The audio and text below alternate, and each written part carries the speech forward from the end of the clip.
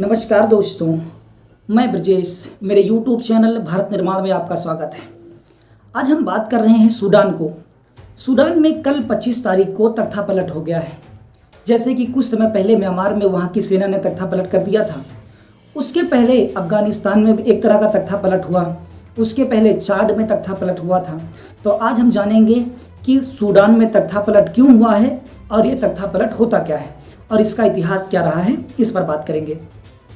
तो समझते हैं कि पहले तख्तापलट क्या होता है। तख्तापलट का मतलब है किसी भी देश की सरकार को हटाकर वहाँ की सेना द्वारा उस पर कब्जा कर लेना, तख्तापलट कहलाता है। जैसे म्यांमार की सरकार को हटाकर वहाँ की सेना ने उस पर कब्जा कर लिया, जैसे कि चाड में कुछ समय पहले हुआ था, वहाँ की सरकार को हटाकर वहाँ की सेना ने कब्जा कर लिया था। पाकिस्तान पर अब तक करीब 15 बार तख्तापलट किया जा सकता है। तो तख्तापलट कहते हैं कि सेना द्वारा किसी भी सरकार को हटाकर सेना द्वारा कब्जा कर लेना ही तख्तापलट कहलाता है। आज हम जानेंगे सूडान में तख्तापलट क्यों हुआ है, कारण समझते हैं। सूडान एक अरबी भाषा का शब्द है जिसका मतलब होता है काले लोगों का देश। तो जानते हैं कि क्यों हुआ है। पहले हम थोड़ा सा सूडान का इतिहास जानेंगे, समझते हैं सूडान का इतिहास। सूडान पर कब्जा रहा मिस्र जो है ब्रिटेन की सहायता से सूडान पर राज किया करता था और भारत पर उस समय कब्जा था अंग्रेजों का, यानी ब्रिटेन का। ब्रिटेन भारत के अंदर नशा फैलाना चाहता था। उसने बहुत सारी अफीम की कोठियाँ खोली थी।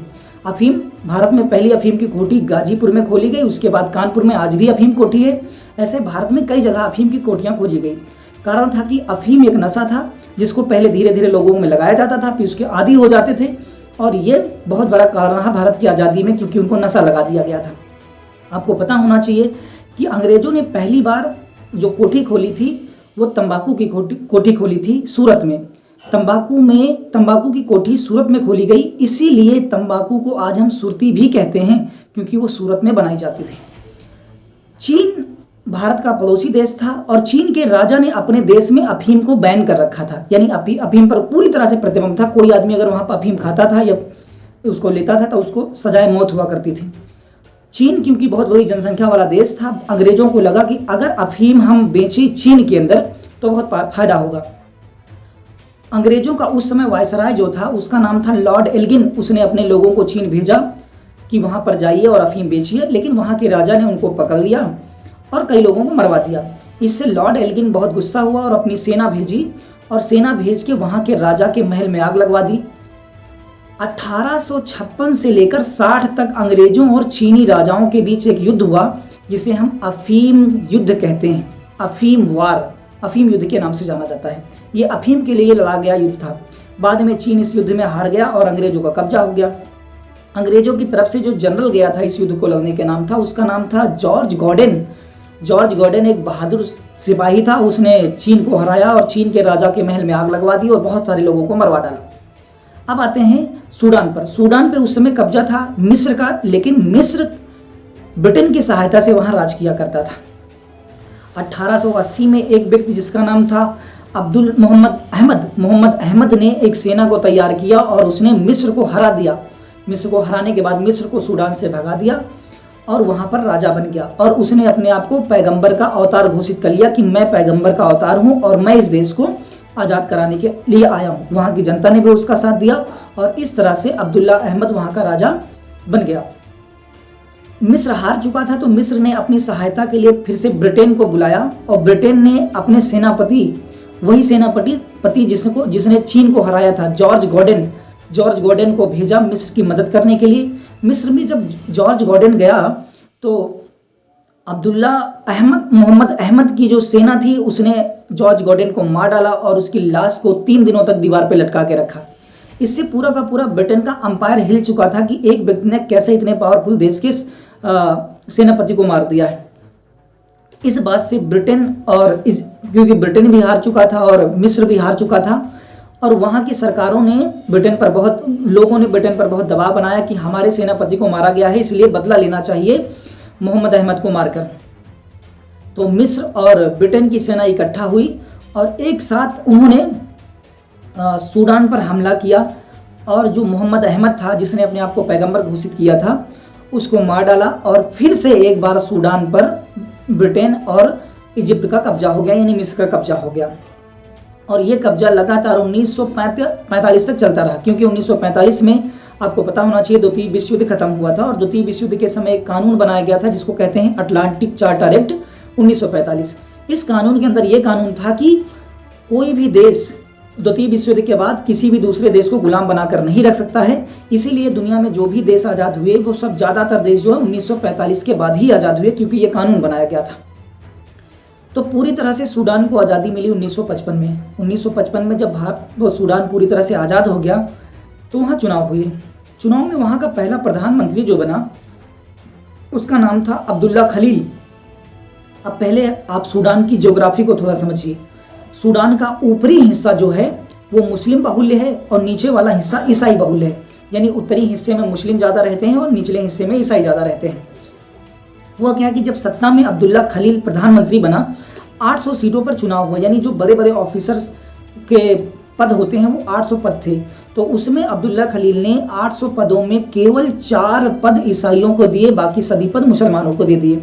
इससे जो वहाँ के ईसाई थे वो बहुत गुस्सा हो गए और एक तरह का गृह युद्ध चालू हो गया, एक तरह का आंदोलन किया गया। और आंदोलन जब किया गया तो अब्दुल्ला खलील ने सेना के साथ मिलकर उस आंदोलन को दबा दिया, यानी बहुत सारे ईसाइयों को मरवा दिया, जिससे वो आंदोलन 1964 तक नहीं चल सका, दबा रहा। 1964 में जब अब्दुल्ला खलील की मृत्यु हो जाती है तो उसके बाद जफर नुमेरी नाम का एक व्यक्ति शासक बनता है। ये उससे भी एक कदम आगे निकलता है और इसने अपना जनरल बनाया हसन अल तुरानी को। हसन अल तुरानी को इसने अपना जनरल बनाया। हसन अल तुरानी जो था वो बहुत ही कट्टर तरह का मुसलमान था। उसने पूरे देश के अंदर जैसे ही जनरल बना उसने पूरे देश के अंदर शरिया कानून लागू कर दिया। शरिया कानून आपको पता होना चाहिए, मुसलमानों का कानून होता है जिसे हम शरीयत कहते हैं। शरिया कानून लागू कर दिया गया। इससे ईसाई बहुत ज़्यादा और गुस्सा हुए, क्योंकि ईसाई मुसलमानों के कानून यानी शरीयत कानून को मानने को तैयार नहीं थे। और इसको लेकर एक बार फिर से पूरे के पूरे देश में गृह युद्ध छिड़ जाता है।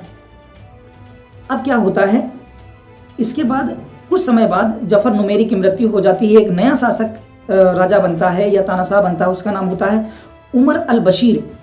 उमर अल बशीर भी मुस्लिम था और ईसाई बहुल क्षेत्रों में आंदोलन चल रहा था। उमर अल बशीर ने अपनी सेना को तैयार किया और उसने दारफुरा एक जगह है सूडान के अंदर, वहाँ पर उसने 20 लाख ईसाइयों या वहाँ के लोगों को मरवा डाला। 20 लाख लोगों को मरवा दिया। इसके बाद लेकिन ये युद्ध थमा नहीं, बाकी लोगों ने लड़ाइयाँ लड़ी और इसके बाद 2011 में पूरी तरह से सूडान टूट गया। सूडान के 2 हिस्से हो गए। उत्तरी हिस्से को सूडान कहा गया और दक्षिणी हिस्से का नाम रखा गया दक्षिणी सूडान।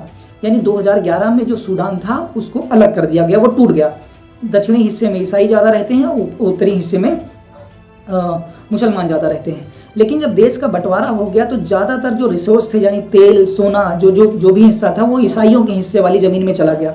और 2011 के बाद जो सरकार बनी उस सरकार में जो मंत्री थे यानी प्रधानमंत्री था उसका नाम था अब्दुल्ला हमरोक।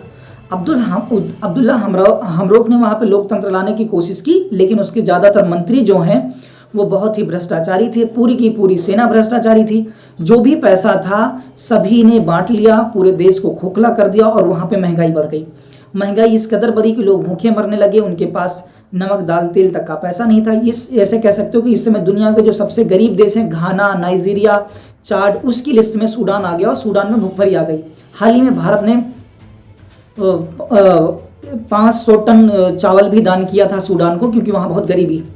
इस महंगाई के चलते वहाँ की जनता में बहुत आक्रोश था और कल वहाँ की सेना ने मौका देखकर वहाँ के प्रधानमंत्री अब्दुल्ला हमरोक को नज़रबंद कर लिया है या मार डाला है। ऐसी अभी क्लियर कुछ हुआ नहीं है। तो ये था इसका इतिहास। इतिहास से हम समझते हैं कि जब भी किसी भी देश पर सेना का प्रभुत्व ज़्यादा होता है वो देश हमेशा ही गरीबी में जीते हैं। जिसके जैसे आप मैं बहुत सारे एग्जाम्पल में बता सकता हूँ। जैसे सेना पर प्रभुत्व रहा पाकिस्तान पर, अफगानिस्तान पर, चाड पर, लीबिया पर, सूडान पर, म्यांमार पर, और ये सभी देश आज गरीबी में हैं। यानी कि सेना को ज़्यादा ज़रूरत से ज़्यादा जब भी अधिकार दिए गए वो देश गरीबी के गर्त में चले गए हैं। यही आज की खबर थी। देखने के लिए बहुत बहुत धन्यवाद। चैनल को लाइक करें, शेयर करें और सब्सक्राइब करें। नमस्कार।